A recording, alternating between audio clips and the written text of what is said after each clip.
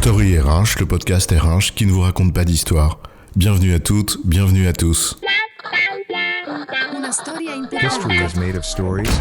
Dans cet épisode, nous allons parler du rapport que les salariés entretiennent avec le travail, et dont on dit ici ou là qu'il aurait changé.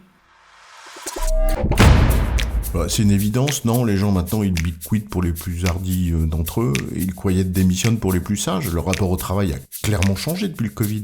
Bah oui, ils se seraient même mis à cogiter, puisqu'ils n'avaient rien d'autre à faire pendant les confinements successifs.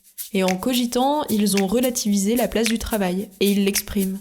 Tiens, à tel point que pour certains métiers, on trouve plus personne, c'est de dire. Mais si c'était pas aussi simple que ça? Et s'ils aimaient leur travail mais pas qu'on le saccage? C'est quoi l'histoire? Cela ne fait aucun doute que les confinements successifs ont été propices à l'introspection et à la réflexion pour beaucoup de gens.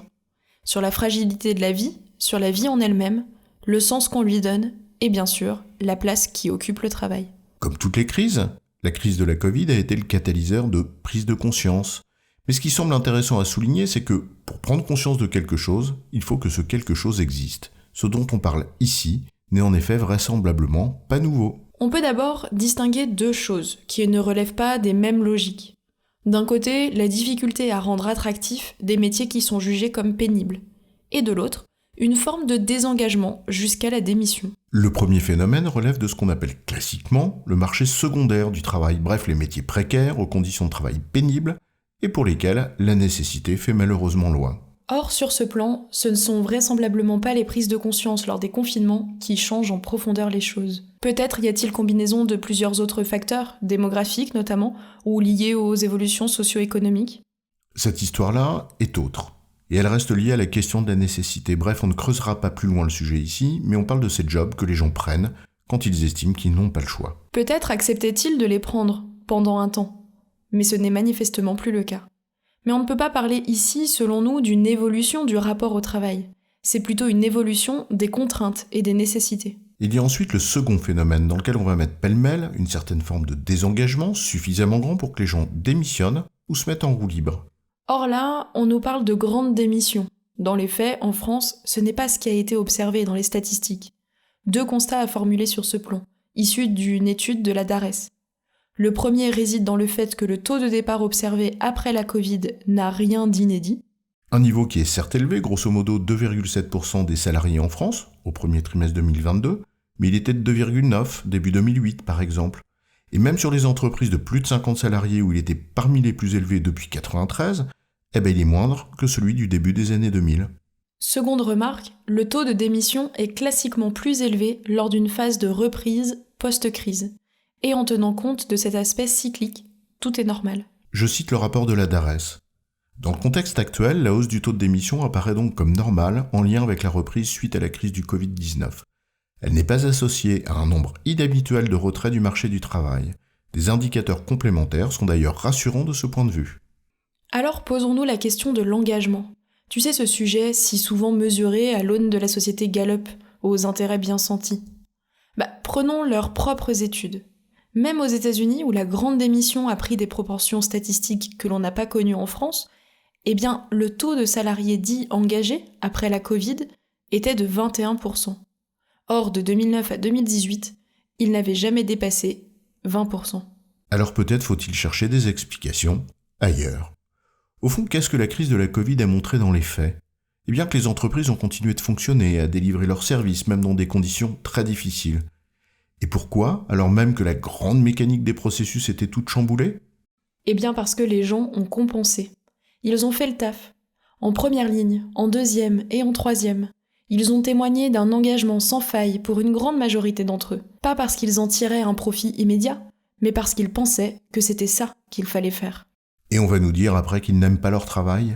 En réalité si. Dès lors qu'ils y trouvent un sens et qu'ils peuvent apporter leur contribution avec un minimum d'initiative et d'autonomie, ce qui a clairement été le cas pendant la crise de la Covid, tant la mécanique bien huilée de la grande horloge était secouée. C'est peut-être même un phénomène accentué par le travail à distance, dont la crise a révélé qu'il était possible, sans heurts, à celles et ceux qui en étaient des détracteurs par principe. Peut-être cette distance, obligeant à une plus grande rigueur managériale dans les objectifs, mais aussi à une plus grande confiance, a-t-elle participé à ce qu'ils goûtent à une plus grande liberté? En réalité, on assiste peut-être à l'expression d'un désaccord profond qui était tacite auparavant et qui n'a cessé de s'amplifier depuis 30 ans. On ne va pas tout citer ici, mais voici quelques pistes. Le sentiment d'une entreprise dont le projet est dénué de sens. Le fait que les salariés ne sont pas dupes face aux mascarades des affichages de circonstances. Genre, je suis une entreprise à mission parce que j'ai senti le filon. Ils ne sont pas dupes non plus des washings en tout genre. Ou encore la réduction de l'autonomie et de l'initiative à un espace contraint par des processus de plus en plus standardisés. Ou la non-reconnaissance de la réalité du travail et le sentiment d'injustice qui peut parfois en résulter. Ou ces managers de proximité tiraillés entre le marteau de l'injonction et l'enclume du réel. La liste est longue. Et elle n'est pas nouvelle. Seulement, maintenant, le nombre de celles et ceux qui n'acceptent plus et le disent est plus importante. Ce n'est pas le rapport au travail qui a changé, mais le fait que les personnes n'acceptent plus qu'on l'abîme. L'évolution majeure qui se déroule lentement devant nos yeux depuis 30 ans, c'est une remise en cause d'un des principes de découpage issus du taylorisme, entre ceux supposés penser le travail et les autres supposés l'exécuter. Peut-être parce que ceux qui l'ont pensé l'ont précisément exécuté, obligeant ceux qui l'exécutent à en penser les plaies. C'est pas le travail qu'on rejette, mais une entreprise qui en oublie les conditions réelles. Ce n'est pas un rapport au travail qui change, mais un contrat social à revoir, en revenant aux fondamentaux. Un projet auquel tu adhères et qui donne sens aux efforts que tu consens. Un minimum d'autonomie et de place à l'initiative pour pouvoir apporter ta contribution.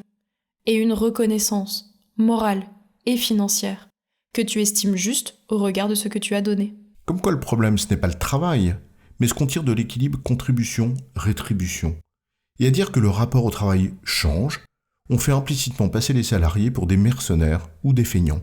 Or, même si l'individualisme se développe, ils n'en sont pas. Au fond, la critique ici faite, on la retrouve depuis des années. La parole s'est en revanche peut-être libérée et les rapports de force ont peut-être changé. Ne serait-ce que pour des raisons démographiques et socio-économiques, là aussi. En résumé, les salariés n'aiment pas moins le travail qu'avant, mais ils n'aiment pas qu'on le dénature et le rende dénué de sens. Et pour certains d'entre eux, ils l'expriment en refusant de faire certains jobs, en se désinvestissant ou en démissionnant. J'ai bon, chef ? Oui, tu as bon, mais on va pas en faire toute une histoire. Story RH, le podcast RH qui ne vous raconte pas d'histoire.